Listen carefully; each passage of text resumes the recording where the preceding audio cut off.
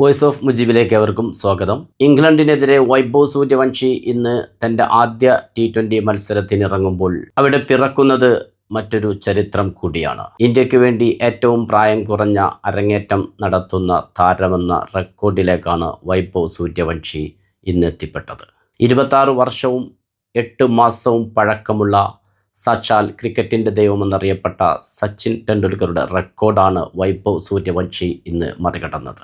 1989 November 15 പാകിസ്ഥാനെതിരെ പാകിസ്ഥാനിലെ കറാച്ചിയിൽ തൻ്റെ ആദ്യ മത്സരത്തിന് സച്ചിൻ ടെണ്ടുൽക്കർ ഇറങ്ങിയത്. അന്ന് അരങ്ങേറ്റം കുറിച്ചത് ടെസ്റ്റ് മത്സരത്തിലായിരുന്നെങ്കിൽ ഇന്ന് വൈഭവ് സൂര്യവംശി ഇംഗ്ലണ്ടിനെതിരെ അരങ്ങേറ്റം കുറിച്ചത് T20 മത്സരത്തിലായിരുന്നു.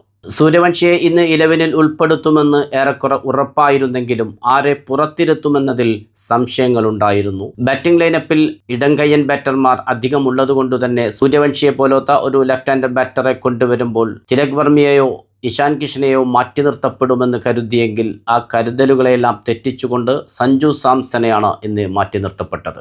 വേൾഡ് കപ്പിൽ നേടിയ തൻ്റെ ഹീറോ പരിവേഷമൊന്നും സഞ്ജുവിനെ രക്ഷിക്കാനെത്തിയില്ല. ഫോമിലല്ലെങ്കിൽ ആരായാലും മാറ്റി നിർത്തപ്പെടും എന്ന് തെളിയിക്കുന്ന ടീം പ്രഖ്യാപനമായിരുന്നു ഇന്നുണ്ടായത്. അതുകൊണ്ട് തന്നെ ഇനി ശേഷിക്കുന്ന 3 മത്സരങ്ങളിൽ സഞ്ജു സാംസന് ഇടം ലഭിക്കുമോ എന്നും കണ്ടറിയേണ്ടതുണ്ട്. തൻ്റെ ആദ്യ മത്സരത്തിനിറങ്ങിയ വൈഭവ് സൂര്യവംശിയാണ് ഇന്ത്യക്ക് വേണ്ടി 6-ന് തുടക്കമിട്ടത്. ഫൈനൽ ലെഗിലേക്ക് ഒരു പവർഫുൾ ഷോട്ടിലൂടെ ആർച്ചറെ 6 പറത്തിക്കൊണ്ട് ഗാലറികളെ തീപിടിപ്പിച്ചാണ് വൈഭവ് സൂര്യവംശി തുടങ്ങിയത്. പക്ഷേ ആ 6ൻ്റെ ആവേശത്തിന് അധികം ആയുസ്സുണ്ടായില്ല. 10 പന്തുകൾ നേരിട്ട വൈഭവ് സൂര്യവംശി 2 6കളടക്കം 14 റൺസ് നേടി. വിൽ ജാക്സിന്റെ ബോളിംഗിൽ സ്റ്റംപിങ്ങിലൂടെ വൈഭവ് സൂര്യവംശിയുടെ വിക്കറ്റ് നഷ്ടമായി. ടോസ് ലഭിച്ച് ബാറ്റിംഗ് തിരഞ്ഞെടുത്ത ഇന്ത്യക്ക് വേണ്ടി വൈഭവ് സൂര്യവംശിയും അഭിഷേക് ശർമ്മയും നല്ലൊരു തുടക്കം തന്നെയാണ് നൽകിയത്. 4.3 ഓവറിൽ ഇന്ത്യയുടെ സ്കോർ 50 കടന്നു. പതിവ് പോലെ അഭിഷേക് ശർമ്മ ഇന്നും മികവുറ്റ ഫോമിലായിരുന്നു.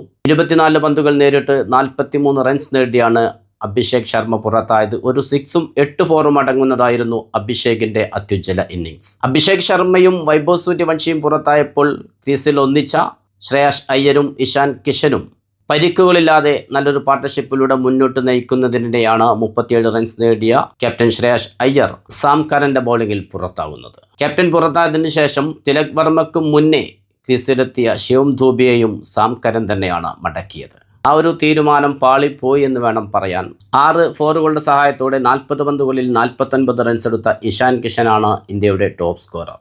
4 ഓവറിൽ 32 റൺസ് മാത്രം വിട്ടുകൊടുത്ത് ഇന്ത്യൻ ബാറ്റിംഗിന്റെ 3 മുൻനിര വിക്കറ്റുകൾ വീഴ്ത്തിയ സാം കരൻ തന്നെയാണ് ഇംഗ്ലണ്ട് ബൗളിംഗിലെ ഹീറോ. അവസാന ഓവറിൽ ആർച്ചർക്കെതിരെ 2 6ഉം 1 4ഉം അടക്കം 11 പന്തിൽ 24 റൺസ് എടുത്ത തിലക് വർമ്മയുടെ ബാറ്റിംഗ് മികവിൽ ഇംഗ്ലണ്ടിന് മുന്നിലേക്ക് 191 റൺസ് എന്ന വിജയലക്ഷ്യം വയ്ക്കാൻ ഇന്ത്യക്ക് സാധിച്ചു.